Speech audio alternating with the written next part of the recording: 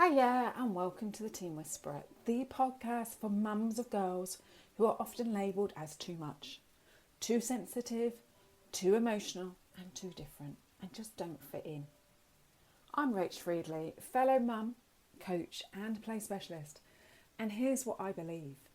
Our girls definitely do not need fixing, and we don't need yet another list of strategies that make us feel like failures in our role as parents. The truth, behaviour is not a flaw. It's a signal from the body, and it's the body's way of asking for support without the words.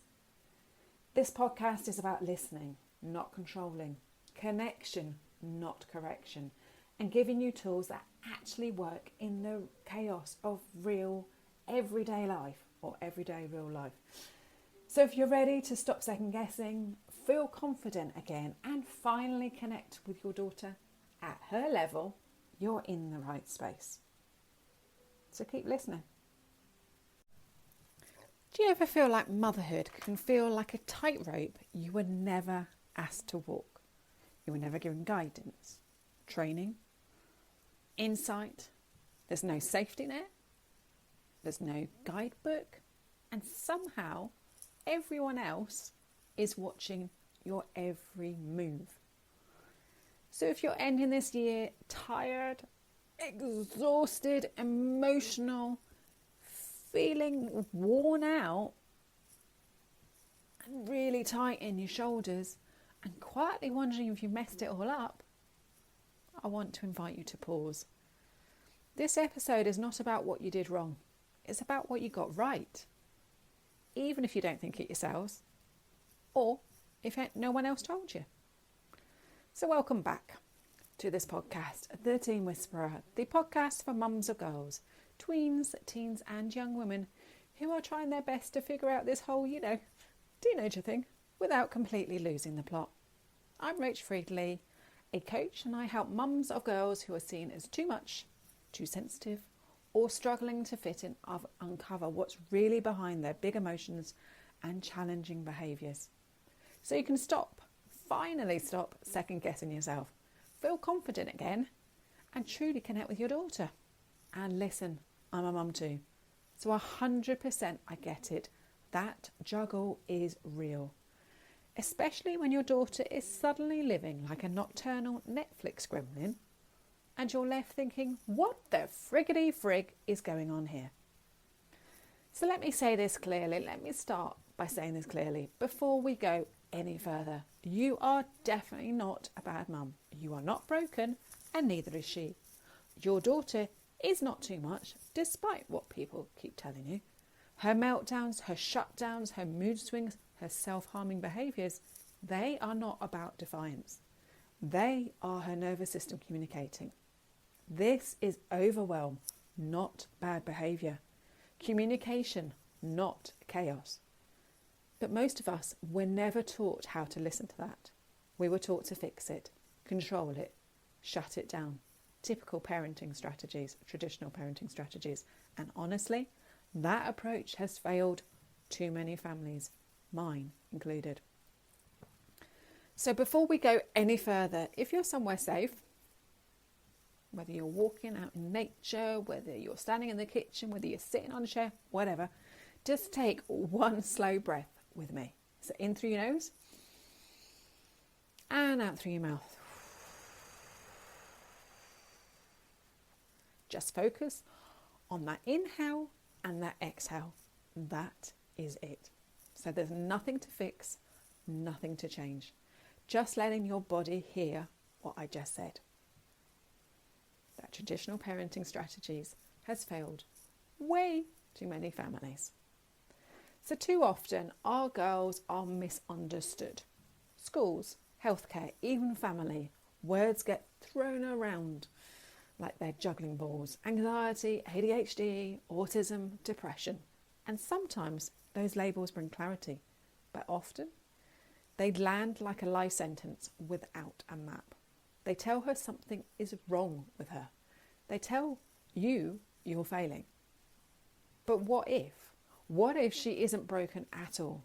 What if the problem is not her, but a world that keeps asking her to shrink and change herself to fit in. She doesn't need fixing, she needs safety, and so do you. So here we are, the end of 2025, and I want you to gently ask yourself, how has this year really been for you and your daughter? So get yourself a big piece of paper, get some pens, pencils, whatever you want to do, write it out, mind map it, whatever. How has this year really been for you and your daughter? So I don't want the highlight reel, and I definitely do not want your guilt list of how the guilt has made you feel and the behaviours you've done. I want you to tell me, or to write down, the truth. Yes, it's been hard. Yes, there's been challenges at times, but what have you learned?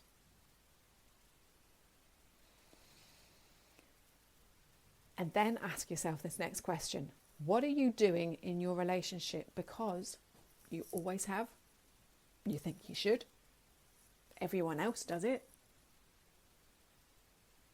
Really journal on it, mind map on it, whatever helps you to process this and work it out of your body. And then the third question, what are you doing because you know in your body that it actually helps you grow closer to your daughter? And then make a plan of doing more of that next year. So if December you could whisper something to January you from earlier this year, what would she say? Would she tell you to slow down? Would she tell you to trust yourself? Would she tell you to believe in yourself? Would she tell you to stop trying to do everything at once? Because these 3 sentences is something I see again and again and again in the mums I work with. So most mums aren't stuck because they're doing nothing. In fact, no mums that I work with are stuck because they're doing nothing. They're stuck because they're trying absolutely everything at once. So a bit of this strategy, a bit of that approach.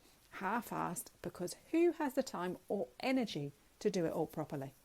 So nothing really sticks. Or we go the other way. We become so overwhelmed by choice that we freeze and we do nothing at all. Both keep you in that guilt. And that guilt results in overdoing, over-pleasing, helping everyone else out before yourself, putting everyone else first, saying yes when you're exhausted, snapping and then feeling worse for snapping, or lying awake 3 o'clock in the morning, replaying everything. But it's not because you're weak. It's because guilt is a stress response. So the most powerful strategies aren't complicated. They're the ones you actually do properly. Not perfectly, you know me, don't believe in perfectionism. Not occasionally, but with intention. Continuity builds that intention. Continuity builds that trust. So pick one approach, make a plan and protect the energy for it. And stick with it long enough to see what changes. And by the way, a habit takes at least 30 days to form a habit. So when something becomes your priority, when you give it real attention, it cannot not bring results for you and for your daughter. So imagine this, 6 months from now, meltdowns do not pull you apart. They bring you closer. You walk into them grounded. She feels safe enough to soften. You understand what her behaviour is telling you, and you know what to do next. Not because everything magically changed, but because you did. And you didn't do it alone. That's what mums experience inside WTF. What's the feeling? I mean, I used to lie awake thinking, what if nothing changes? What if everything gets worse? What if she hates me for trying to do things differently? Those weren't facts. This is your brain stuck in its comfort zone because it feels safe and comfortable with what you're doing. They're also fears. They're stories handed down by a culture and society that tells mums to cope quietly and not rock the boat. But one day it hit me. I wasn't broken. She definitely was not broken. We just needed a new way. So why WTF exists is because I was told again and again and again that my daughter had a problem. End of story. No curiosity, no understanding of what was underneath, until I realised something that changed everything around me. She wasn't trying to hurt me, she was hurting, and I was her safest place to fall apart. So when I stopped fixing and started listening to the messages beneath that behaviour, everything shifted. Not perfection, not tidy, but real and connected. So no mum should have to figure that out alone at 3 a.m. lying in bed. So WTF is a coaching program and community for mums raising girls who've been told they're too much in a world, as I've already said, that doesn't understand them. Inside, you'll rebuild that trust before losing the gap, before the gap becomes a wall.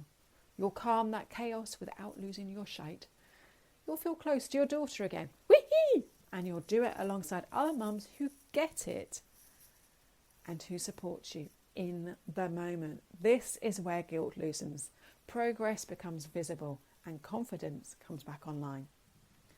So as this year closes, carry this with you. Next year doesn't need a new you. It just needs a more regulated one. Behaviour doesn't change overnight, and that's okay. So in January, we're going to talk about what change actually looks like and how to support her when she's struggling without pushing, fixing, or burning yourself out. So you've learned this year, you've grown, you've shown up, even when it was hard. And you're listening to these podcasts. I mean, that's become your habit. You are definitely not failing. You are becoming the mum your daughter needs and you need. So if this episode landed with you, please hit subscribe so you don't miss the next episode. Share it with a mum friend who's in the thick of it, or even a teacher friend who needs some support. We all need these reminders too. And don't forget to grab my freebie, my 60-second reset for mums and girls. It's in the show notes. And it works when everything feels like too much. And if you're ready for that deeper support, the WTF membership is waiting for you. Real tools, real conversations, and real relief. Surrounded by other mums who get it, who know where you are right now. Because remember, it's physiology before psychology, always. And you're doing far better than you think. Take care. Bye-bye.